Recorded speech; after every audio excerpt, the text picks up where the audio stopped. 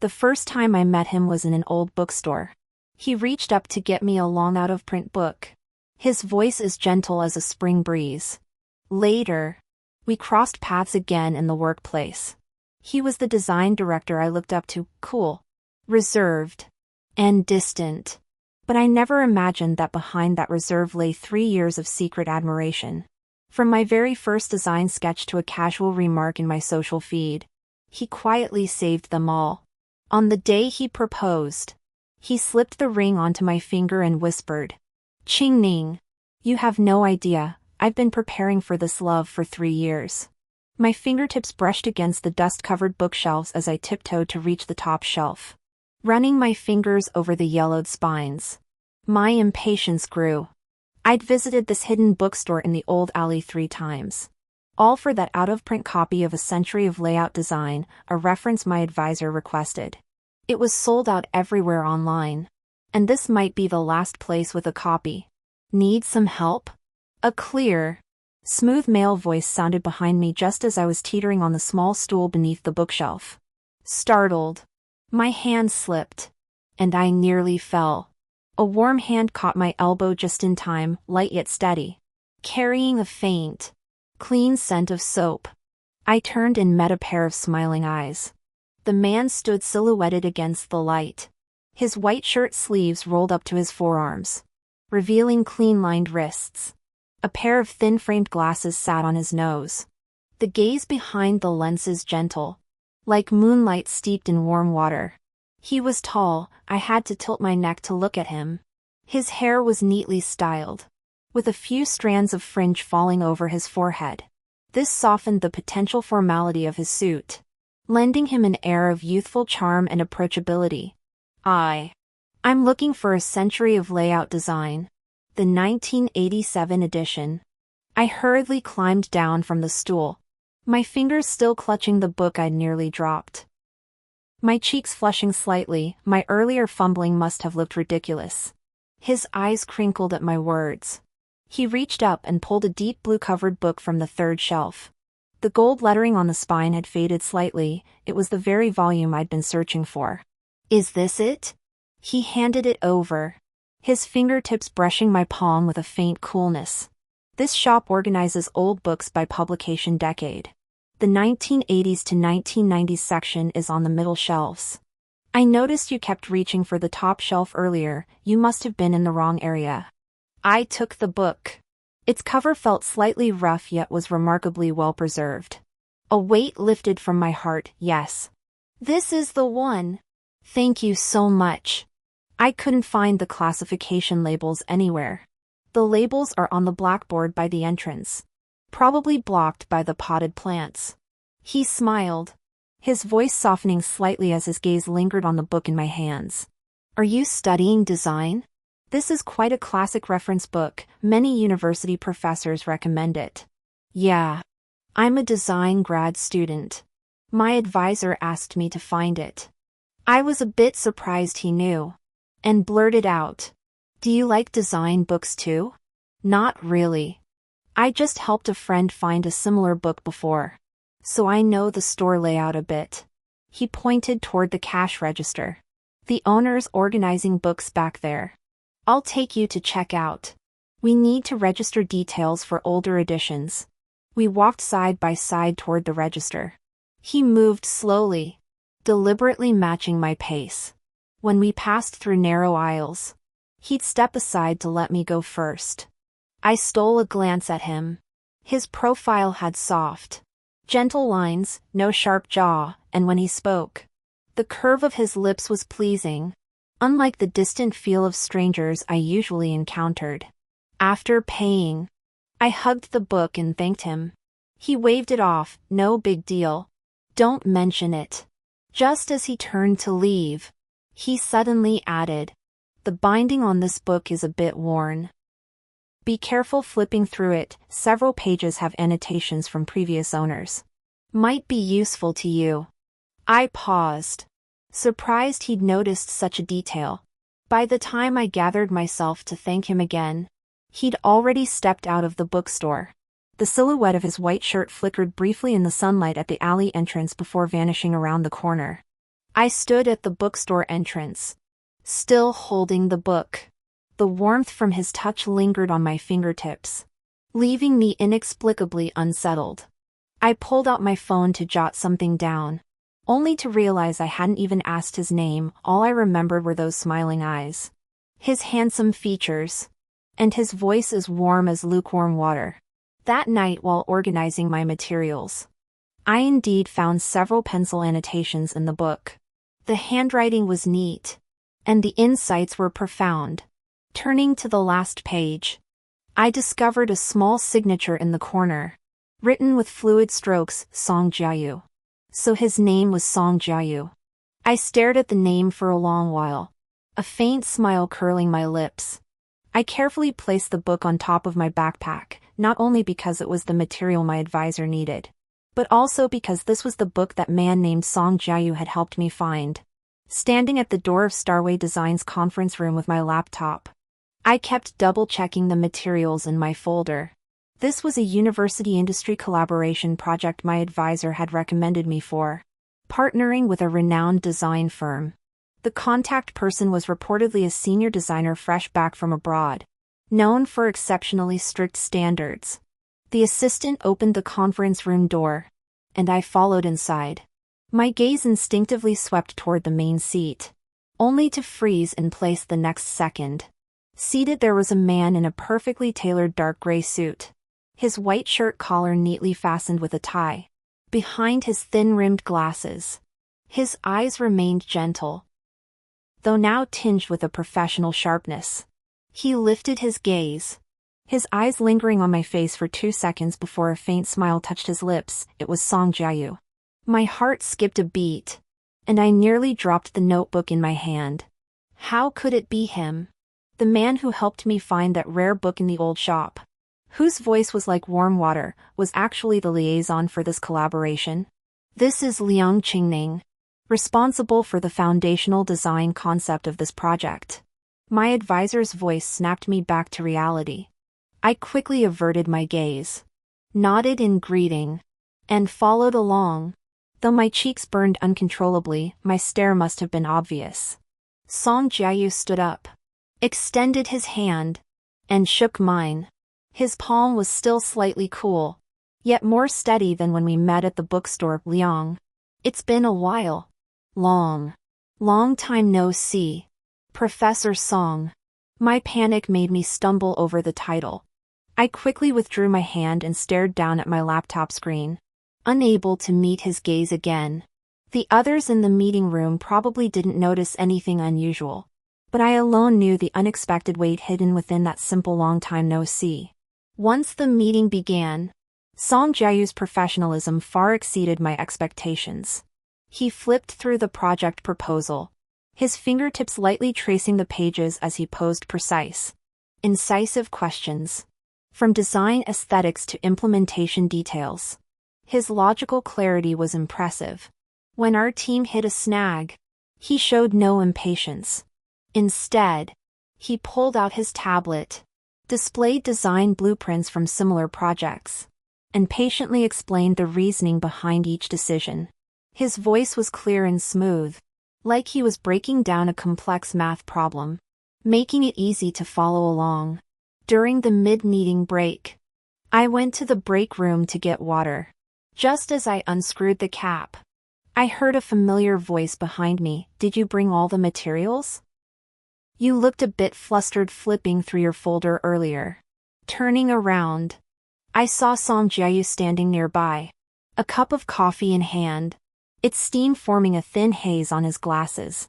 My heart skipped a beat as I suddenly remembered leaving the most crucial backup of my design sketches in the dorm this morning, the core reference my advisor had repeatedly stressed to bring. It hadn't been needed during the meeting, and only now did the panic set in. I left the backup of the design sketches in the dorm. We might need them for the afternoon's detailed discussion. I bit my lip, feeling frustrated.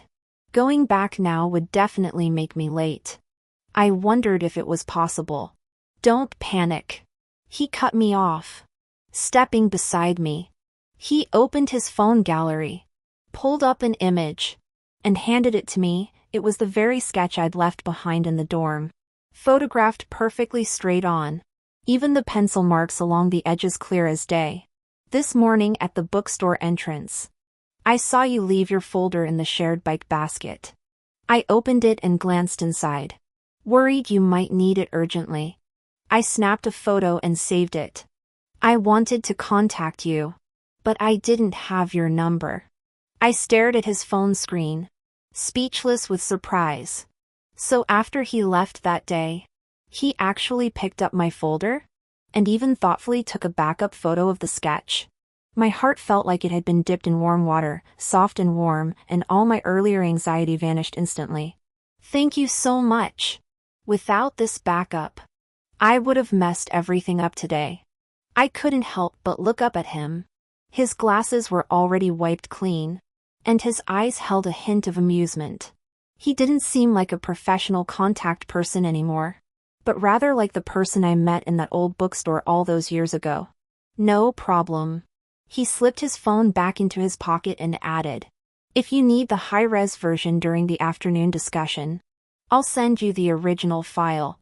He paused, then pulled a business card from his suit jacket pocket and handed it to me. Here's my contact info. If you ever have project questions, or need to find books again, feel free to reach out. The handwriting on the card matched the signature on the book's last page, fluid and confident, Song Jiayu, creative director at Starlight Design. Holding the card, I felt its substantial weight between my fingers. A flicker of anticipation stirred within me, perhaps this collaboration wouldn't be purely professional. The afternoon discussion flowed smoothly, with Song Jiayu offering just the right prompts whenever I hit a snag. As we wrapped up, he walked beside me and murmured, "Are you free tomorrow afternoon? There's a nice cafe nearby. I'd like to discuss project details with you and return the folder you left with me." I looked up at him. The setting sun streamed through the conference room window, bathing his profile in warm gold. I nodded firmly, I'm free. The next afternoon, I arrived at the agreed-upon cafe 10 minutes early. Pushing open the door, I spotted a familiar figure seated by the window. Song Jiayu wasn't wearing yesterday's suit, instead, he had a light beige knit sweater with casually rolled-up sleeves. His thin-framed glasses rested on the edge of the table beside him as he flipped through a design magazine. Sunlight fell on his hair, tinting it a soft golden brown. Sorry. Did I arrive late? I walked over, setting my backpack on the nearby chair, my heart beating a half-beat faster than usual. He looked up, his eyes crinkling slightly as he slid a folder across the table toward me. Not at all. I just got here myself. Here's the folder, nothing inside has been touched.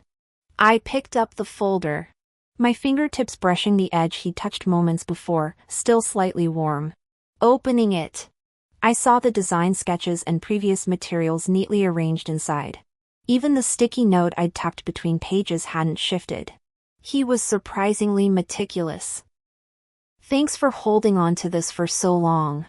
I slipped the folder into my backpack and sat down just as the waiter approached. Song Jiayu spoke first, his tone as natural as if chatting with a close friend. 2 caramel macchiatos. 1 with less sugar. Please serve them in ceramic cups. Thank you. I froze, instinctively looking at him. How did you know I like caramel macchiatos? And that I want less sugar? The moment I asked, I regretted it, worried it sounded too deliberate. He didn't seem surprised, though. He picked up the glasses on the table and wiped them. His tone matter-of-fact, last time at the bookstore. I overheard you calling the owner. You said you'd buy a caramel macchiato after getting your books, and specifically asked for less sugar because you didn't want it too sweet. I stared at him, trying to recall that day. It did seem to happen.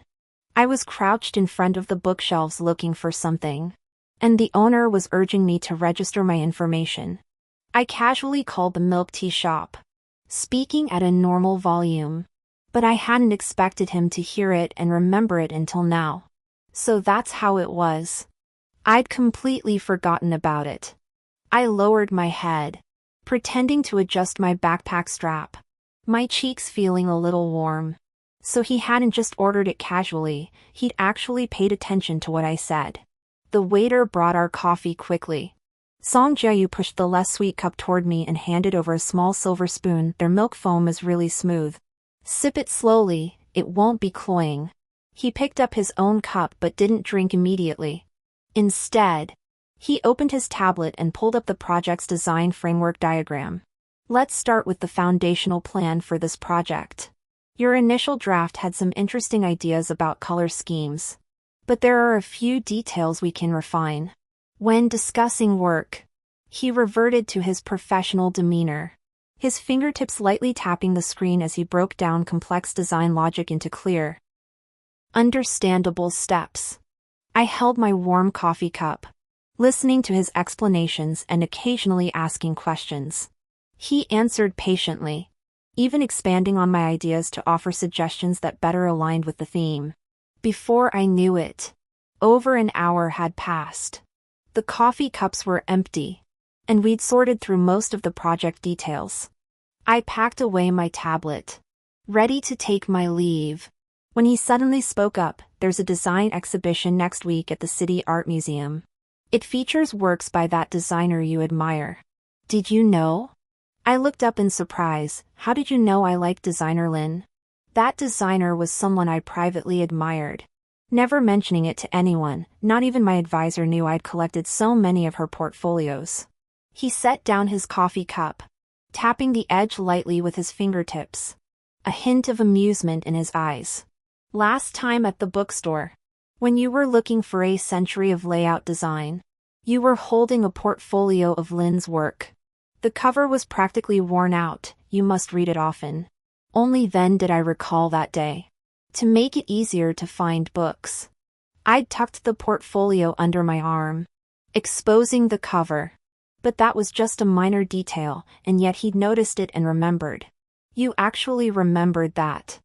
I gripped the empty coffee cup, my mind filled with questions. Was he genuinely observant? Or had he been paying special attention to me? From the bookstore to the workplace, and now this cafe. He always seemed to pinpoint my preferences and habits with uncanny precision. It felt too coincidental. Seeing my puzzled expression, he offered no further explanation. Instead, he picked up the coat from the back of the chair. It's getting late. Shall I drive you back to campus? It's on my way. I followed him out of the cafe. The evening breeze carried a hint of chill. He shifted his coat toward me, as if to drape it over my shoulders, but paused just in time. Instead, he opened the car door for me. Get in. It's a bit cold out. Seated in the passenger seat, I watched his focused profile as he drove. My curiosity deepened. This refined, scholarly man seemed to harbor many thoughts I didn't know about, and I found myself growing more intrigued by the moment. As the project entered its critical phase, overtime became routine. By 8 p.m. on Friday, I was the only one left in the office. My eyes stung from staring at the third revision of the design on my computer screen. I rubbed my temples and noticed a heavy downpour had started outside. Raindrops pounded the glass, creating a steady patter. I shut down my computer, packed my backpack, and walked to the elevator, staring at the torrential downpour outside. I hesitated. The morning had been sunny, so I hadn't brought an umbrella, and hailing a cab at this hour would surely mean a long wait. Just as I pulled out my phone to order one, familiar footsteps approached from behind. Still here? Song Jae-yu's voice carried a hint of weariness, yet remained gentle. He wore the same dark gray suit from this morning, his tie half loosened, ink smudges on his cuffs. Clearly he'd just finished a busy task too. Noticing I had no umbrella, he frowned. Why didn't you say you didn't bring one? I didn't expect it to rain. I felt a bit embarrassed, my fingers tightening around my backpack strap. I already called a cab. It should be here soon. He didn't respond, instead taking my backpack and slinging it over his own arm. Taxis take too long. I'll walk you back. Before I could refuse, he pressed the elevator button and stood beside me, shielding me from the cold wind pouring in through the corridor window. The elevator was quiet, lit only by the dim ceiling light. I stole a glance at him. He was staring at his phone, brows slightly furrowed as if handling work messages. The lines of his profile seemed softer in the dim light. Remembering how he remembered my preferences and kept my folders safe, that indescribable warmth welled up in my heart again. After getting in the car, he turned on the heater first, then pulled a small box of mint candies from the glove compartment. He handed me one. Working overtime this late? Your breath must be stale. These will perk you up. I took the candy, unwrapped it, and popped it into my mouth. The cool flavor instantly banished my drowsiness. Only then did I notice the box was filled with my favorite lime flavor. He remembered even that. Hungry? He asked as he started the engine, glancing at the dashboard. Passed a convenience store earlier and grabbed some sandwiches. If you're hungry, have this to tide you over. He reached back and handed me a paper bag containing a warm tuna sandwich, my usual brand. Holding the warm sandwich, my heart felt like it had been dipped in warm water. Even the sound of the rain seemed less bothersome. The car glided smoothly through the rainy night. He drove slowly, deliberately easing off at puddles to avoid splashing pedestrians. Occasionally he glanced at me, his eyes holding a subtle concern, not like a business partner, but more like a longtime friend. When we reached the dormitory building, the rain hadn't let up. He unbuckled his seatbelt but didn't immediately let me out. Instead, he retrieved a black umbrella from the trunk and handed it to me. You can keep this for now. I'll get it back from you tomorrow when I come to work. No need. I protested, not wanting to trouble him constantly. I can buy my own tomorrow. But he pressed the umbrella into my arms, his tone carrying an unmistakable seriousness that brooked no refusal. Take it. The roads are slippery in the rain tonight. It's unsafe without an umbrella. With that, he suddenly stepped forward half a pace, standing directly before me. Rainwater dampened his hair, a few strands of dark hair clinging to his forehead. His usually gentle eyes held a hint of tension. Liang Qingning, he began, his voice lower than usual, carrying a barely perceptible tremor. From the moment I first saw you in the bookstore, I noticed you. Later, when we crossed paths again at work and I saw how dedicated you were, I knew for certain, I want more than just a business relationship with you. I froze in place, nearly dropping the umbrella from my hand. My heart pounded so hard it felt like it might burst through my chest. Was he actually confessing? Staring at his flushed ears, I recalled all his thoughtful gestures lately, remembering my preferences, backing up my sketches, noting designers I admired. None of it had been coincidence. He'd been deliberately drawing closer. I know this might be a bit sudden. Seeing me silent, unease flickered in his eyes. His fingers unconsciously tightened around his shirt hem. But this isn't a spur-of-the-moment thing. I want to date you. Would you be willing? The rain still fell, his voice mingling with the patter yet landing clearly in my ears. I met his tense, hopeful gaze and recalled our time together, those little moments of warmth gathering like stars, illuminating the hesitation in my heart. Taking a deep breath, I nodded softly, I will. The moment he heard my answer, his eyes lit up like a lamp suddenly glowing in the rain-drenched night. A smile touched his lips, and he reached out to touch my hair, then hesitated, afraid of being too forward. Instead, he softly said, then, I'll pick you up for work tomorrow morning. I'll take you to that breakfast place you mentioned wanting to try. Okay. Holding my umbrella, my cheeks flushed, I turned and ran into the dorm building. I could still see him standing in the rain, smiling and waving at me, leaning against the door. I touched the umbrella in my arms, still warm from his touch. My heart filled with joy, so. That reserved, thoughtful man had truly placed me in his heart. Saturday morning, 7:30 a.m. I'd just finished washing up when my phone buzzed. It was a message from Song Jiayu. I'm under the ginkgo tree by the dorm building. Breakfast is ready, your favorite savory soy milk and sticky rice balls. I grabbed my coat and dashed downstairs. From afar, I spotted him standing beneath the golden ginkgo tree, wearing light gray sweatpants and a white hoodie. He held 2 insulated bags in one hand and a folding umbrella tucked between his fingers. Last night's rain had stopped, but the sky remained overcast. He must have feared another shower. Have you been waiting long? I panted as I reached him, my gaze settling on the insulated bags in his hands, warmth spreading through me. He shook his head and handed me one, his fingertips brushing mine. Just 10 minutes. Didn't want the breakfast to get cold, so I didn't call you earlier. The rice balls have salted egg yolk and pork floss, I asked the vendor. It's the flavor you guys in the South usually eat. I opened the bag, steam rising to greet me. The salty soy milk was still warm, and the glutinous rice balls wrapped around the savory, oily aroma of salted egg yolk, exactly the flavor I loved most back home. How did you know I like this? I took a bite, my eyes lighting up.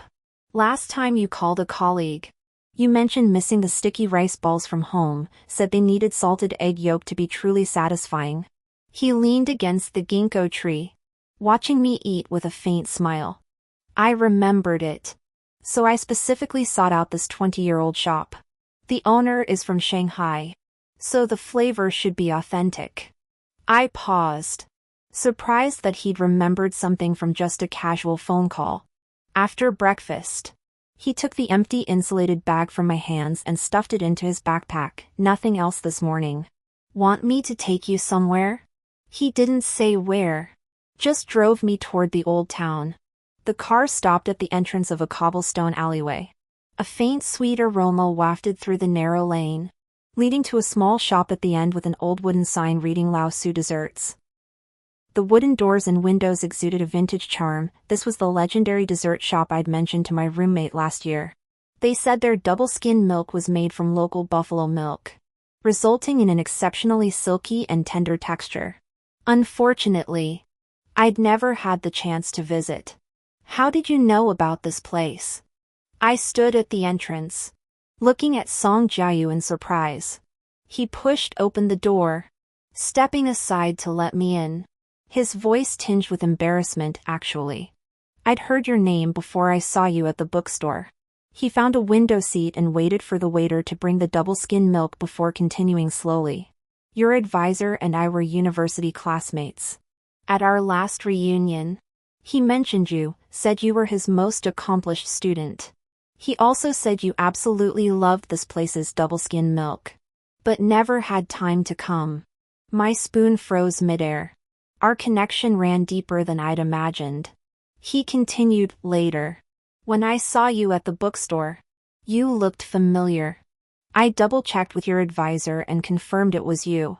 Since then, I've paid attention to so many things about you, your favorite designers, your love for caramel macchiatos, even your dislike of cilantro. I learned all that from your advisor and classmates. The double-skin milk melted in my mouth, sweet without cloying, rich with creamy fragrance.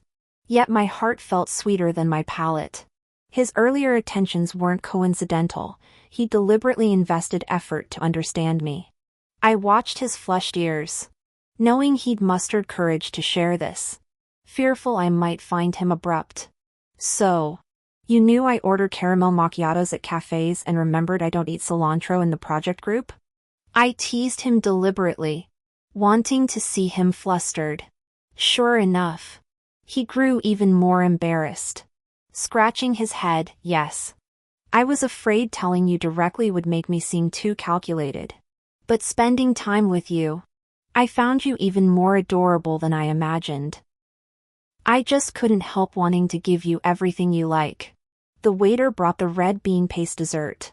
He took it first, scooped a spoonful to check the temperature, then pushed it toward me. "The owner made this fresh today, not too sweet. Try it."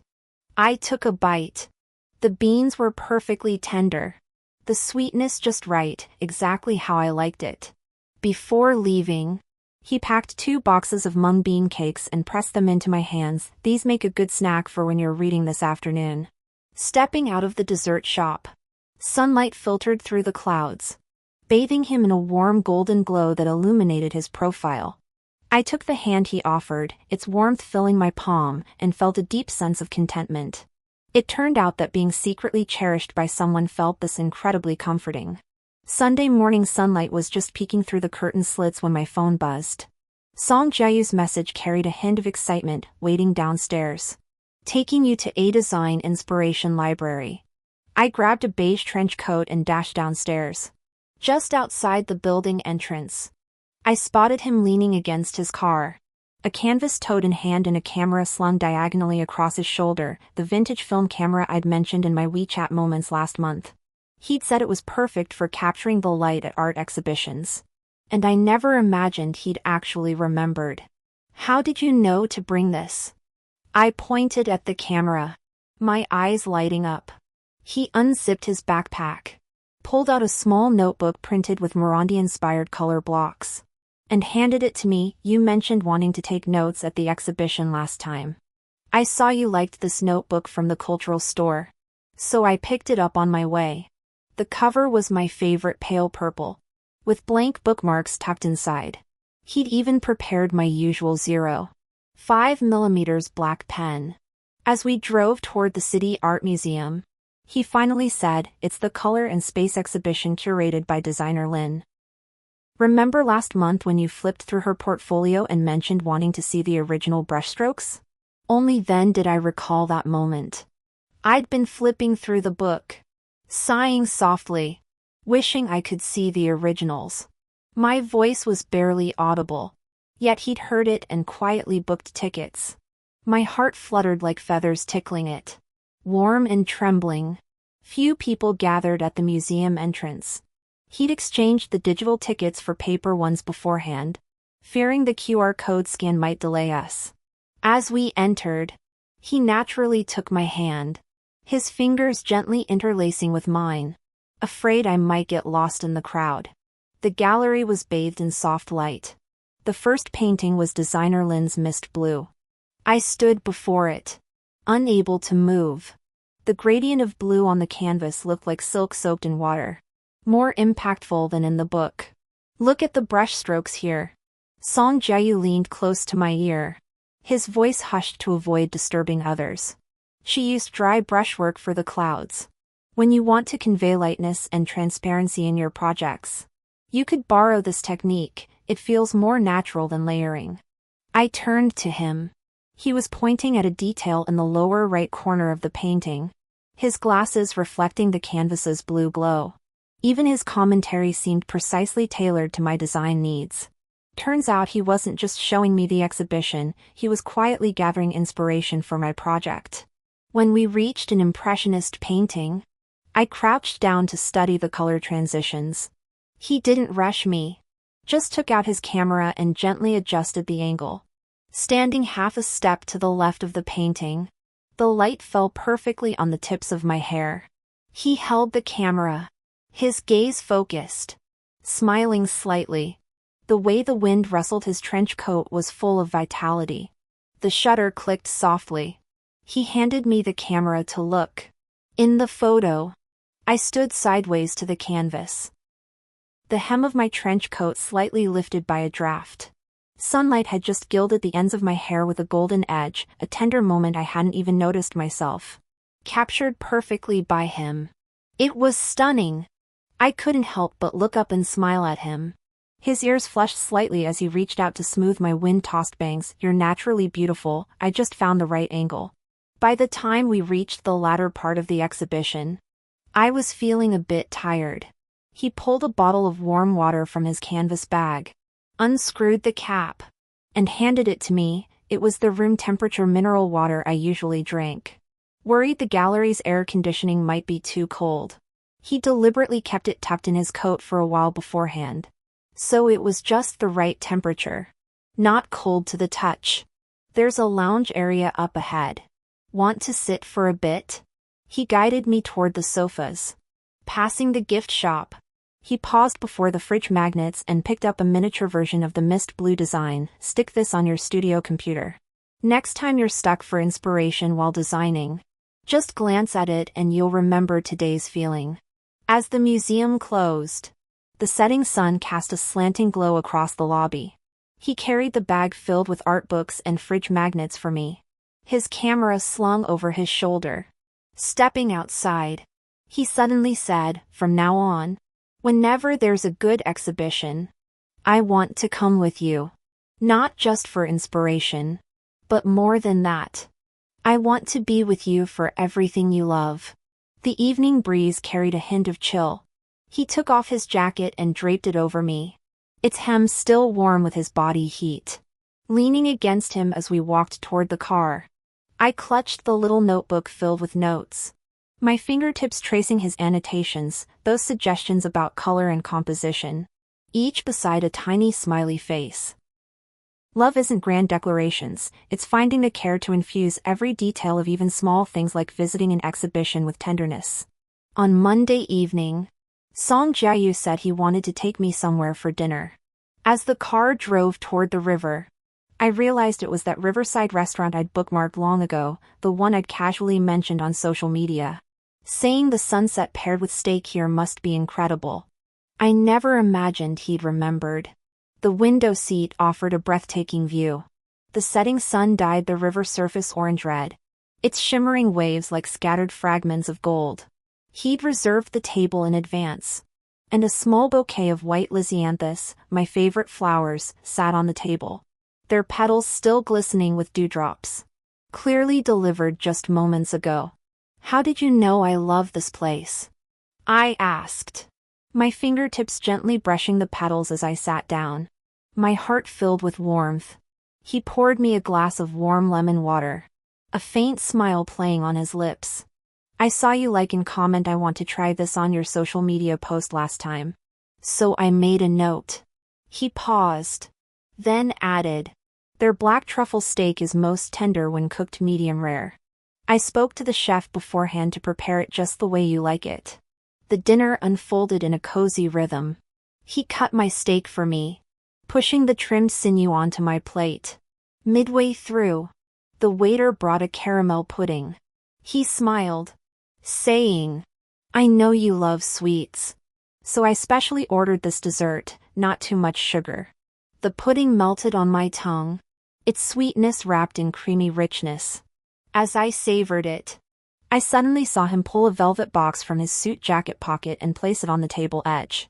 My heart skipped a beat, and the spoon in my hand nearly dropped onto the plate. He didn't open the box immediately. Instead, he looked at me with an intensity rarer than usual, his clear voice tinged with barely perceptible tension. "Qingning, there's something I want to tell you." My grip on the spoon tightened. A premonition stirred, yet I couldn't believe it. We'd only been dating for 3 days. How could? "Qingning, will you marry me?" His words felt like a pebble dropped into a still lake. I froze instantly, forgetting to swallow the pudding in my mouth. The setting sun cast its glow on his face. His gaze was focused and resolute, without a hint of jest.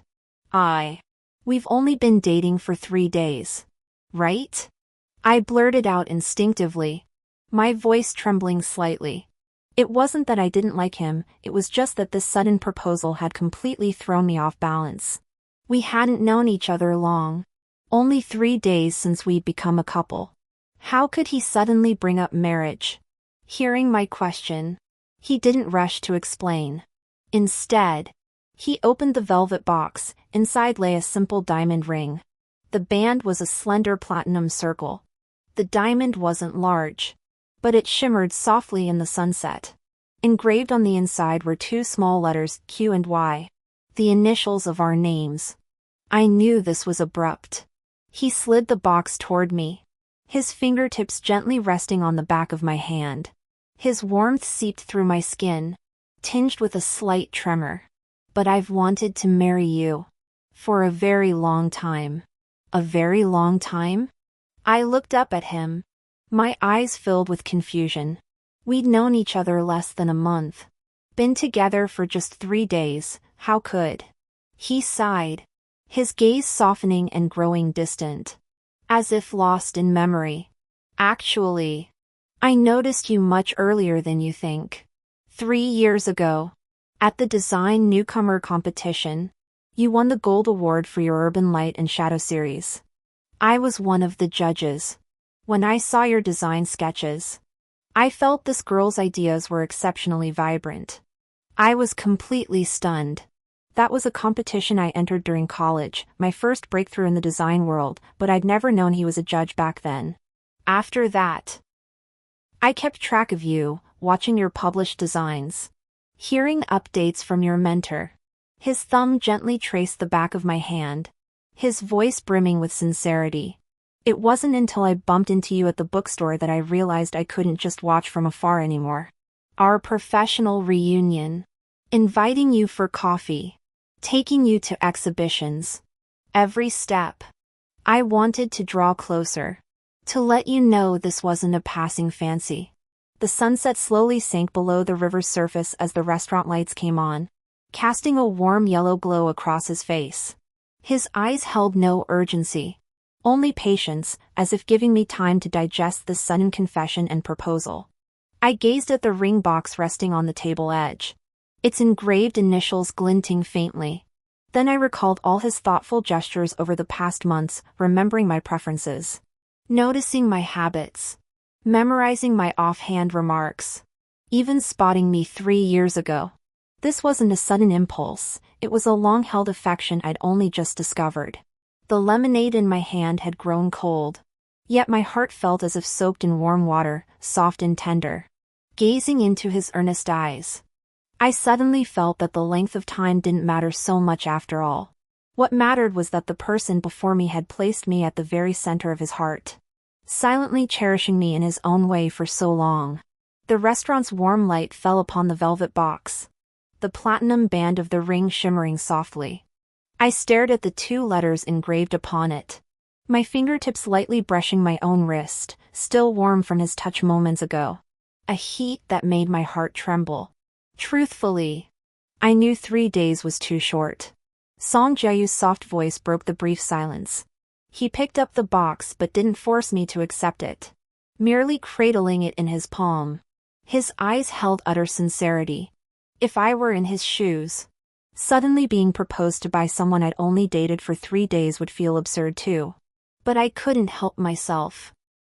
Whenever I saw you, I felt like waiting any longer would mean missing out on something. I looked up at him. His ears were still flushed, and his usually gentle eyes held a hint of unease, as if afraid I might refuse. His fingers unconsciously gripped the tablecloth. I recalled that design competition 3 years ago, how I'd stayed up all night revising 5 drafts. My hands trembling as I submitted them. I'd cried for a long time backstage after winning the gold award. Never imagining that among the judges, someone would remember me for so long because of that work. You still have the design sketches from back then? I asked softly, my voice tinged with disbelief. His eyes lit up. He immediately pulled his tablet from his briefcase, unlocked it, and handed it to me. A folder labeled Design Q appeared on the screen. Opening it revealed my entire body of work, from the City Lights series 3 years ago, to the short illustrations later published in design journals, even including unpublished draft sketches I'd shared on social media last year. I saved photos of the City Lights set during the review meeting. He said, leaning closer. His fingertips glided lightly across the screen, pausing on an image marked with revision notes. You used too many cool tones back then. While it fit the light and shadow theme, it lacked a bit of warmth. I jotted down some adjustment ideas beside it, hoping we might discuss them someday. I stared at the dense annotations, his handwriting as fluid as on his business card. He'd flagged details I hadn't even noticed, even suggesting softer color palettes. It turned out he wasn't just paying lip service to following my work, he genuinely studied every piece. committing them to memory. Flipping to the last image. I saw a rough sketch of my studio I'd casually drawn last month, just a complaint about the awkward desk layout I'd posted on social media. Wishing for a more ergonomic workspace. I never imagined he'd saved it too. Sketching a simple renovation plan beside it. Noting. Place bookshelves by the window for better light. How did you get these? I turned to look at him. My eyes stinging. The pieces you published. I downloaded from journals, the WeChat Moments photos. I saved them in case you deleted them. And your advisor, after learning I liked you, secretly sent me some unpublished drafts of yours. Saying, help you get to know this girl better. He smiled, reaching out to wipe the corner of my eye. His fingertips were so light against my skin. I knew this felt a bit like peeking. But I couldn't help wanting to know more about you. Even just a little bit. I couldn't hold back any longer. Tears fell. Not from sadness. But from the overwhelming warmth and disorientation of this 3-year-long hidden affection crashing down on me. This wasn't a spur-of-the-moment thing. Not an impulsive proposal. He'd taken that fleeting glimpse from 3 years ago and woven it into every plan since, remembering my preferences. Noticing my habits. Even secretly sketching renovation plans based on my offhand complaints. Song Jiayu. I sniffed. Reaching for the velvet box in his palm. Opening it. I took out the ring. It wasn't that I thought it absurd, it was. I couldn't quite believe you'd liked me for so long. The ring fit perfectly on my ring finger, neither too big nor too small. As if custom made for me. When he saw me slip it on, his eyes instantly lit up like a sky full of stars. He reached out and clasped my hand tightly. The warmth from his palm radiated through the ring, steady and reassuring. I had planned to tell you all this after the project wrapped up. His thumb gently traced the ring on my finger, his voice brimming with relief. But seeing you sitting in the sunset eating pudding today, I suddenly couldn't wait any longer. I wanted to tell you sooner that I've liked you for a long time. I wanted you to know sooner that you weren't walking alone. I've been following behind you for a very long time. Outside the restaurant, lights flickered along the river. A cruise ship glided by, leaving a long trail of light in its wake. Leaning against his shoulder, I gazed at the night view outside the window. Holding his hand, the ring glowed softly in the light. It dawned on me that the truest love isn't a sudden surprise, but someone who has held you in their heart, watched over you silently for a long time, then stepped closer bit by bit. With all their care and sincerity, they tell you, you deserve to be loved. And you deserve to be loved forever. The next morning, the ring on my ring finger still glowed softly. I stared at the letters engraved on the band for a long while, unable to suppress a smile. Just after finishing my morning routine, the doorbell rang. Opening the door, I found Song Jiayu standing there, a breakfast bag in one hand and a thick folder in the other, his eyes shining like they held stars. Let's eat breakfast first. Afterwards, I'll show you something. He handed me the bag, filled with my favorite shrimp dumplings and millet porridge. Thoughtfully, he'd included a pair of ceramic spoons, knowing I dislike plastic ones in the morning. He'd brought them specially from home. I took a bite of dumpling while watching him place the folder on the coffee table, his fingertips lightly tracing the cover, where 4 small characters, "Wedding Proposal," were printed. The gold foil lettering shimmered faintly in the morning light. When did you prepare this? I set down my spoon. My curiosity piqued. He opened the folder. The first page listed venue recommendations, each photo accompanied by sticky notes detailing preferences. West Suburb Lawn Manor with floor-to-ceiling windows. Chingning mentioned loving how sunlight streams in. Riverside Terrace Restaurant overlooking the sunset, sharing the same river view as where he proposed last time. Old Town Chapel surrounded by plane trees. Perfect for autumn photos. I flipped through the photos, my finger pausing on the Lawn Manor page. The image showed a lawn covered in light green turf, ending at a massive floor-to-ceiling window. Beyond it, hydrangeas bloomed in clusters. They were the exact variety I'd seen at the botanical garden last year and raved about to my roommate, wishing my wedding could have flowers like those. How did you know I love hydrangeas? I looked up at him, my eyes stinging. He ruffled my hair gently. Last year, you posted hydrangeas from the botanical garden on your social media, captioning it, "I want to bring this blue-purple home." I remembered it. The estate manager said if we booked here, they could cultivate them 3 months in advance to ensure they bloomed perfectly on our wedding day. Flipping further, we reached the wedding favors and gift options. He'd chosen light purple frosted boxes for the candies, printed with our initials intertwined. Inside were my favorite handmade dark chocolates and a small packet of osmanthus sugar from my hometown. I'd mentioned it to him before. How my grandmother used to make it for me when I was little, and how rare it was to find it elsewhere. The favors came in 2 varieties. He pointed to the photos and explained, for the ladies. Scented candles, you'd mentioned how lovely the cedarwood scent from this brand was. For the gentlemen, custom engraved fountain pens with our wedding date etched on the barrel. Both practical and meaningful. Flipping to the last few pages, I suddenly spotted a band's promotional photo, the indie group I'd heard at a live house last year. Back then, I'd told him their songs were so gentle, wishing we could have a live performance like that at our wedding. I never imagined he'd actually remembered. I've already booked them to perform live on our wedding day. Seeing my astonished expression, he curved his lips into a smile and specifically asked the lead singer to play more of my favorite slow songs, like Starlight.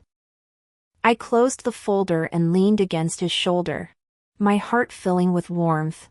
It turned out he hadn't started preparing after the proposal. Every detail in these plans was something he'd long held in his heart, the hydrangeas I'd casually mentioned, the osmanthus sugar from my hometown, my favorite band, even my dislike of plastic spoons. He'd woven them all into the wedding plans. When did you start preparing all this? I asked softly, my fingers lightly tracing the sticky notes on the folder. From the moment I saw your design sketches 3 years ago. He took my hand, his fingertips gently rubbing the ring on my ring finger.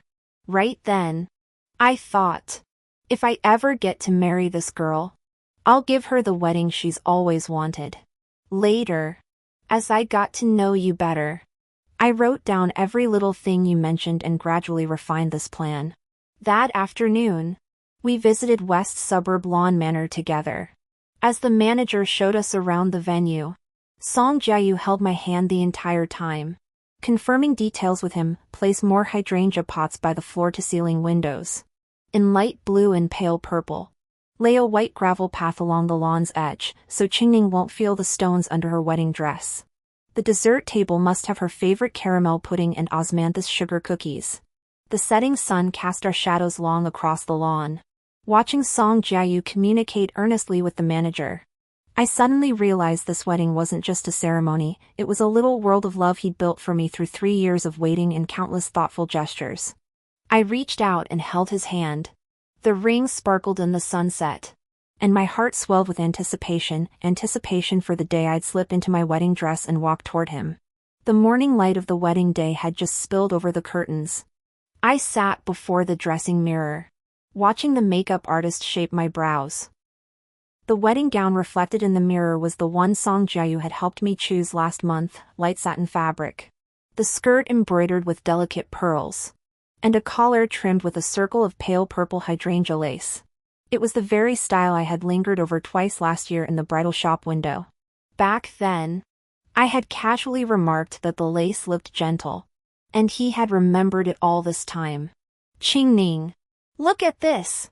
My roommate entered holding a velvet box. Opening it revealed a pearl hairpin. Song Jiayu had specifically asked me to bring it, saying, "Your grandmother used to wear something similar." I searched for ages to find this exact style. I took the hairpin, my fingertips brushing the cool pearl.